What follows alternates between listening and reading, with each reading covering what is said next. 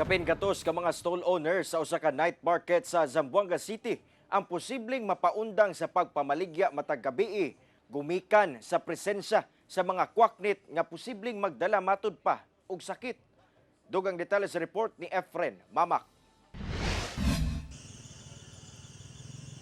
Sugod alas 6 sa gabi, kamatikda na ang pipila ka mga kwaknit nga manugpa sa pipila ka mga punuan sa acacia tree nga nahimutang sa kadalanan sa Petit Barracks, Zamboanga City. Sa maong lugar, nahimutang sabang usa ka night market kung asa anaa sa 116 ka mga stall owner ang namaligya og sagad mga pagkaon. Apan, nabalaka ang Zamboanga City LGU sa posibleng mga sakit gikan sa mga kwaknit. Busa, gilaraw nila nga isuspende ang maong night market. Butang nga gialmahan sa ubang mamaligyaay. Isasarado to yung night market. Malaki talaga sir ang epekto sa amin na naghahanap buhay dito. Meron naman siguro second option sir, yung tulad ng paglalagay ng yung tent.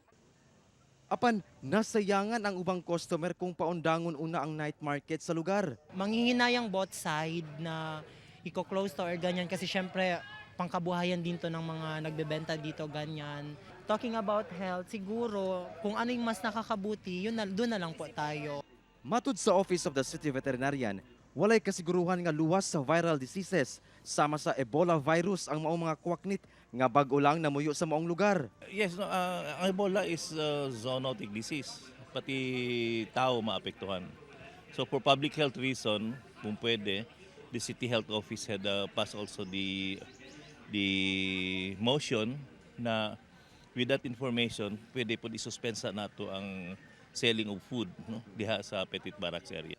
Dugang sa City Vet, ang pagsuspende sa pagpamaligya sa lugar, mamahimong higayon sa City Vet o DENR nga ma-examine ang mga kwaknit aron may bawaan kung luwas ba kini sa sakit. Ang maong lugar, duol sab sa compound sa Central Bank sa NS Valderosa Street nga dunay mga punuan sa acacia nga kasamtangang ginapuy-an sa mga kwaknit. Hinoon, negatibo kini sa viral diseases. Sanglit na examine na kuno kini sa Department of Agriculture o DENR sa milabayng tuig. Hinoon, tukion pa sa konseho og kinahanglang maaprobahan sa lokal nga kagamhanan ang pagsuspende sa night market.